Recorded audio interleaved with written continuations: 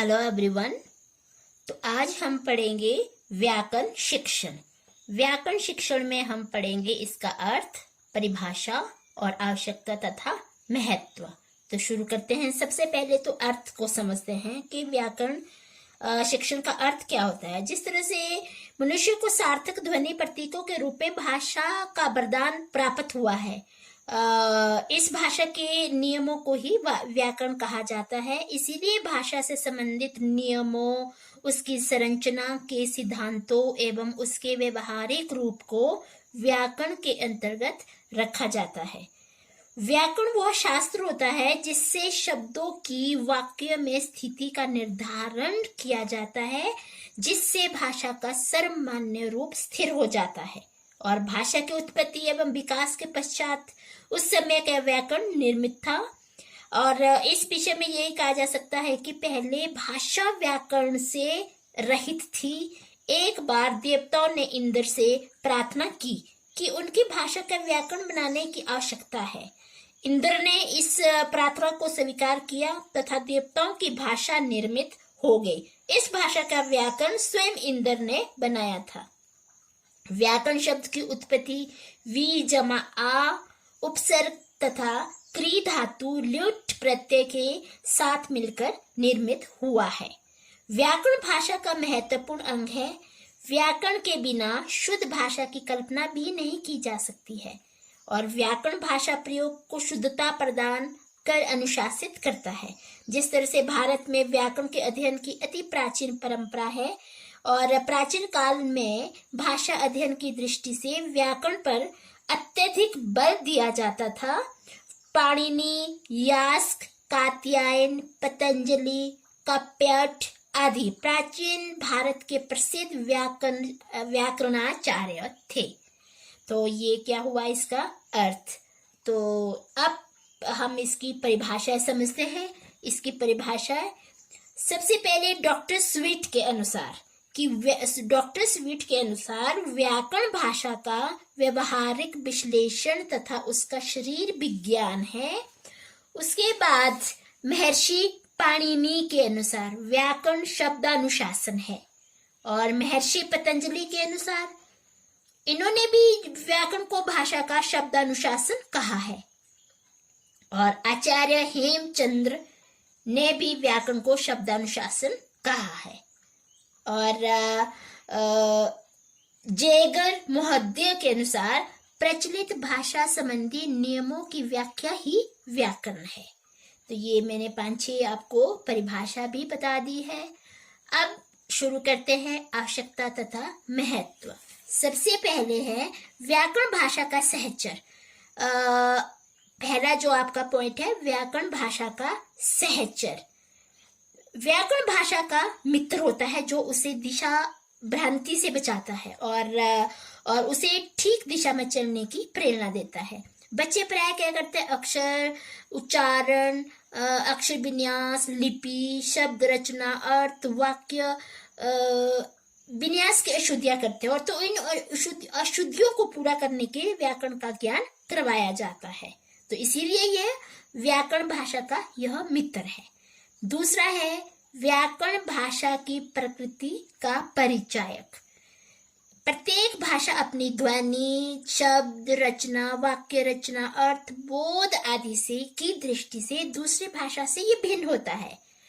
अपनी अपनी जो दूसरी भाषा होती है, अपना अपना व्याकरण सबका होता है। इसीलिए व्याकरण द्वारा उसकी प्रकृति को जाना जा सकता है।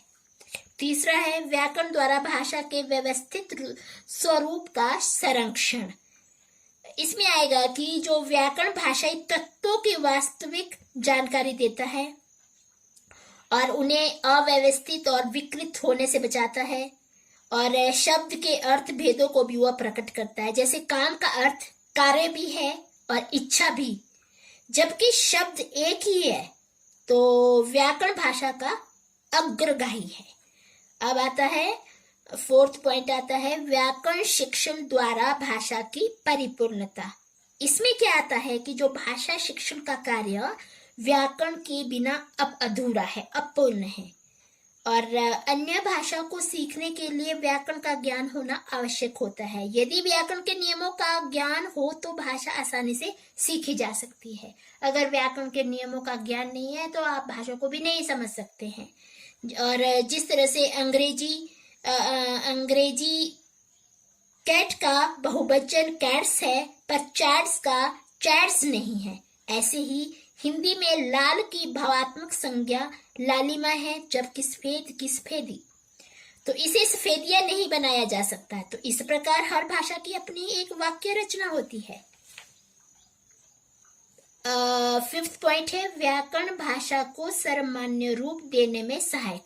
ये जो व्याकरण होता है, व्याकरण का ज्ञान बालकों को सर्वमान्य भाषा को प्रकट करने के योग्य बनाता है। यहाँ पर इस शब्द में डॉक्टर लज्जा शंकर झा ने कहा है कि भाषा का शुद्ध रूप पहचानने और समझने में छात्रों को समर्थ बनाना ही व्याकरण का मुख्य उद्देश्य होता है। 6 आता है व्याकरण द्वारा भाषा के बाह्य रूप से परिचय। भाषा की शब्द योजना, वाक्य योजना व रचनात्मक प्रवृत्ति से भाषा के बाह्य रूप का परिचय मिलता है, जो व्याकरण शिक्षण का प्रमुख अंग है। और इनके सुचारू ज्ञान से ही भाषा के बाह्य रूप को पहचाना जा सकता है। और व्याकरण हमें क्या करता है, भाषा के बाह्य रूप से अवगत कराता है। अब आता है 7th पॉइंट व्याकरण द्वारा भाषा के आंतरिक रूप से परिचय। कि जो शब्द रचना व वाक्य योजना आदि जो भाषा के बाह्य रूप है, जबकि उनमें जो निहित विषय, विचार, भाव, अर्थ आदि भाषा के क्या है, ये आंतरिक रूप है। शब्द के विभिन्न रूपों के स्पष्टीकरण से अर्थ बोध होता है, जो व्याकरण की जानकारी से ज्ञात होता है। अब आता है उसके बाद आता है व्याकरण द्वारा भाषा की अशुद्धियों का निवारण। कि व्याकरण के ज्ञान से ही अनभिज्ञ बालक भाषा का शुद्ध रूप नहीं सीख सकता है, और भाषा की अशुद्धियां व्याकरण द्वारा ही सरलता से क्या कर सकती है, दूर की जा सकती है। और विद्यार्थी भाषा के शुद्ध रूप के संबंध में तब तक निश्चित नहीं हो सकता जब तक कि व्याकरण का ज्ञान उसे न हो। अब आता है नेक्स्ट पॉइंट कि व्याकरण द्वारा उच्चारण व लेखन की शुद्धता। कि व्याकरण द्वारा उच्चारण और लेखन की शुद्धता, यहाँ पे क्या कहा गया है कि व्याकरण बालकों को शुद्ध उच्चारण करना सिखाता है, और शुद्ध उच्चारण से लेखन भी शुद्ध होता है। जैसा बोलेंगे वैसा बालक लिखेगा भी। तो यहाँ पे बालक शुद्ध रूप से लिखना और बोलना सीख जाते हैं। वाक्य रचना के नियमों, शब्दों, सूक्तियों, मुहावरों, लोकोक्तियों को वाक्यों में प्रयोग करना व्याकरण ही सिखाता है। तो इस प्रकार जो भाषा के शुद्ध उच्चारण और लेखन में व्याकरण महत्वपूर्ण भूमिका निभाता है। अब आता है नेक्स्ट पॉइंट कि व्याकरण द्वारा स्वराघात व बलाघात का परिचय। यहाँ पे यही कहा गया है कि व्याकरण के ज्ञान से ही शब्दों के उच्चारण का पता चलता है कि किस प्रकार किस शब्द को कैसे पढ़ना चाहिए तथा उसका उच्चारण किस प्रकार किया जाना चाहिए। जैसे आपने कर्म देखा, क्रम देखा, कृत देखा।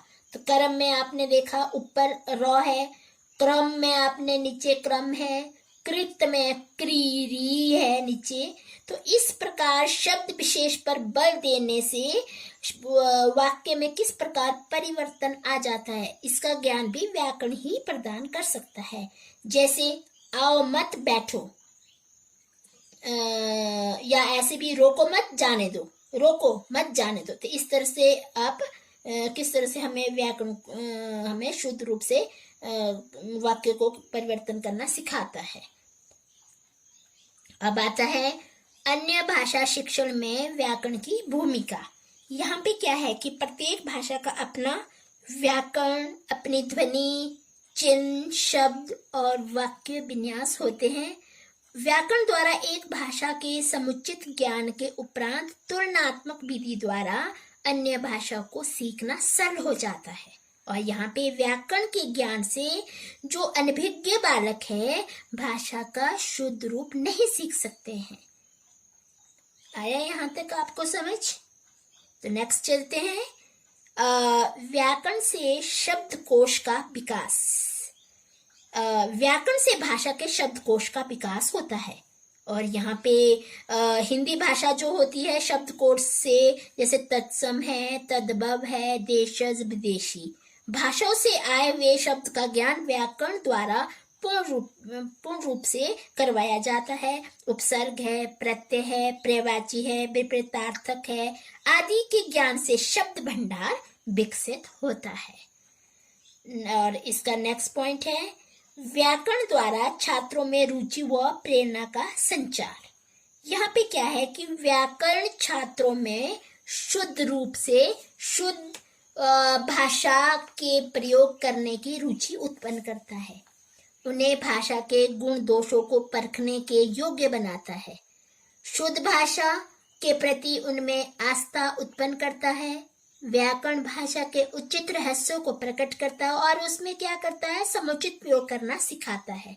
यह छात्रों में रुचि उत्पन्न करने के साथ साथ उनमें मानसिक अनुशासन भी स्थापित करता है। अब आता है लास्ट पॉइंट हमारा है आत्मविश्वास में वृद्धि।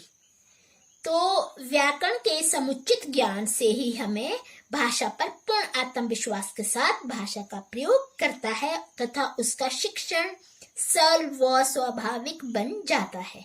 तो इस प्रकार विद्यार्थियों को भी भाषा का समुचित ज्ञान प्रदान कर अध्यापक व्याकरण ज्ञान द्वारा उनमें आत्मविश्वास विकसित करता है।